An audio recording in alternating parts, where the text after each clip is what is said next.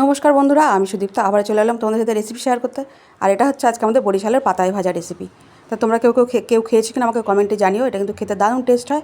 আর রেসিপিটা না জানলে এই ভিডিওটা দেখে রেসিপিটা শিখে নিও আর বাড়িতে করে অতি অবশ্যই খেও। দেখো, এই জন্য আমি নিয়েছি ভেন্ডি আর আলু, আর এটা হচ্ছে সামুদ্রিক তেলাপিয়া মাছ। এটা দিয়ে আজকে করব। আর রান্নার জন্য তো তেল, নুন, হলুদ লাগবেই। আর এর জন্য লাগবে কলা পাতা।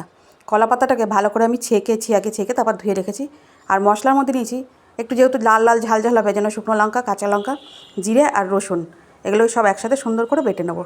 আর কলা পাতার উপর দেখো ভালো করে তেল মাখিয়ে নিয়েছি, যাতে মাছটা লেগে না যায়। এবার বাটা মশলাগুলো দিয়ে ভালো করে মাছটা মেখে নেব। মাছটাকে কিন্তু সুন্দর করে মাখতে হবে, নুন, তেল, হলুদ সব একসাথে দিয়ে সুন্দর করে মেখে নিয়েছি। ভালো করে মেখে কিন্তু 5 মিনিটের মতো রেখে দিতে হবে, তাহলে সব মশলাগুলো মাছটার ভেতরে ঢুকে যাবে, যাতে স্বাদটা আরও বেশি ভালো হয়। তো ভালো করে আমি মেখে নিয়েছি। মেখে এবার দেখো কলা পাতা তেল মাখিয়েছি। তেল মাখিয়ে এবার এক এক করে মাছগুলোকে আগে সুন্দর করে সাজিয়ে দিতে হবে। মাছটা আগে নিচে মাছটা দিতে হবে সুন্দর করে, তারপরে কিন্তু সবজিগুলো দেবো। তো চলো মাছগুলো সুন্দর করে সাজিয়ে নিচ্ছি। এক এক করে মাছগুলো সব সাজিয়ে নিচ্ছি আমি। এইভাবে দেখে দেখে তোমরাও করে নিও।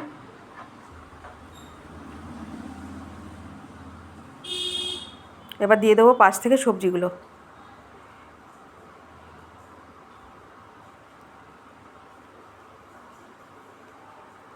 আর এদিকে কিন্তু আমি গ্যাসে একটা কড়াই বসিয়ে রেখেছি। কড়াইটা একটু যাতে বেশি করে গরম হয় তার জন্য।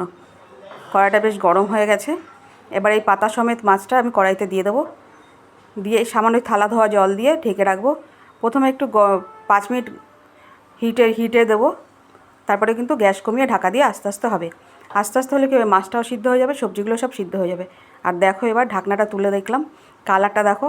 আর এদিকে কিন্তু আমার ভেন্ডি, আলু সব কিন্তু সিদ্ধ হয়ে গেছে, মাছটাও কিন্তু সিদ্ধ হয়ে গেছে। এবার হচ্ছে উল্টানোর পালা। আর একটা কলা পাতাও একইভাবে আমি ছেঁকে ধুয়ে রেখে দিয়েছি, সেই পাতাটা দিয়ে উল্টে দেবো। তো যাই হোক, উল্টানোটা আমি দেখাতে পারলাম না। ওই পাতাটার সাহায্যে আমি উল্টে দিয়েছি। দেখো এই পাশটা পুরো পোড়া পোড়া হয়নি, কিন্তু সুন্দর একটা ভাজা ভাজা হয়েছে। আর এদিকটা গ্যাসটা কিন্তু কমানোই থাকবে। জলটা টেনে গেলেই কিন্তু আমার রান্নাটা হয়ে যাবে। আর খেতে কিন্তু দারুণ হয়। তোমরা অতি অবশ্যই একবার হলেও বাড়িতে করে দেখো। আর ভিডিওটা ভালো লাগলে অতি লাইক, শেয়ার, কমেন্ট করে দিও। আর এখনও যারা সাবস্ক্রাইব করেনি, সাবস্ক্রাইব করে পাশে থেকো।